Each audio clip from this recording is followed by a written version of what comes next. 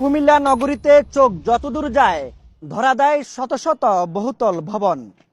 10 বছর আগেও ছিল না এমন দৃশ্য। এই নগরীর আবাসন খাত এগিয়ে নেওয়ার পেছনে চাকরিজীবী ব্যবসায়ী নাকি প্রবাসীদের ভূমিকা সবচেয়ে বেশি, সে উত্তর খুঁজব আজ। ব্যাংক এবং ট্যাঙ্ক বা জলাশয়ের শহর বলে পরিচিত ছিল কুমিল্লা। এখনো শহর জুড়ে বেশ কিছু পানির আধার পরিবেশকে রাখছে সুন্দর, কিন্তু এসব ছাপিয়ে গত কয়েক বছরে এটি হয়ে উঠছে পুরোদস্তর এক ব্যস্ত নগর। গা ঘেঁষে গড়ে ওঠা বহুতল ভবনের এই যেন আকাশ ছোঁয়ার প্রতিযোগিতা।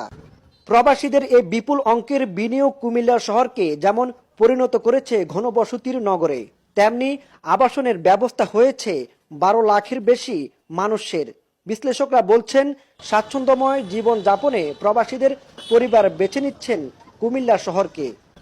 নুয়ে পড়া অর্থনীতিতে গতি সঞ্চার করা প্রবাসীদের বিনিয়োগের যেন সঠিক মূল্যায়ন হয়, সেজন্য পর্যাপ্ত নাগরিক সুবিধা নিশ্চিতের দাবি প্রবাসীদের।